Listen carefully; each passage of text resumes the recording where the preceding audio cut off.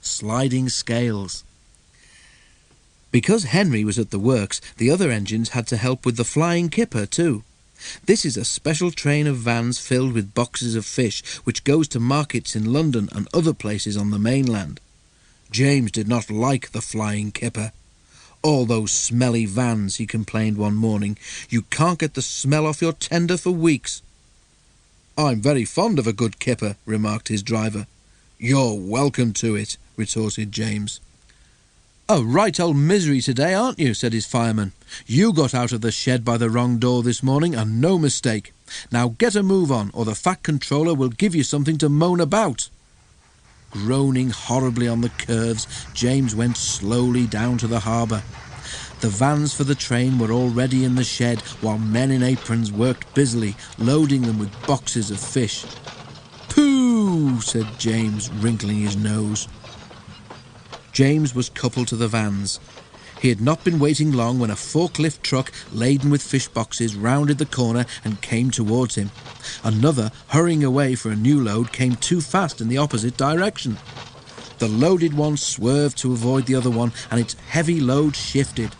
6 full boxes slipped from the top of the pile and burst open on the rails in front of James. James closed his eyes in horror. Ugh! He shuddered. Broken fish and boxes lay everywhere. For once James was right. The smell was not nice.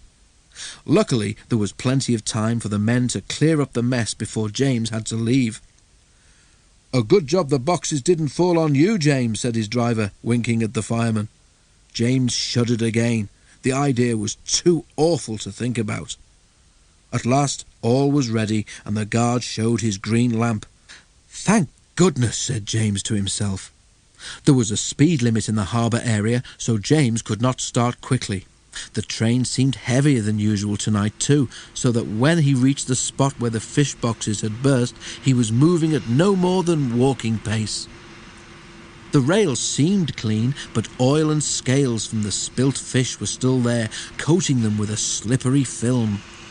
As soon as James reached the place, his driving wheels, with nothing to grip, began to spin helplessly. James did his best, but the heavy vans dragged him to a standstill. He found he could move neither forward nor back.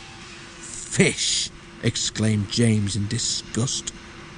Men brought hoses and washed the rails. James grew very wet and uncomfortable.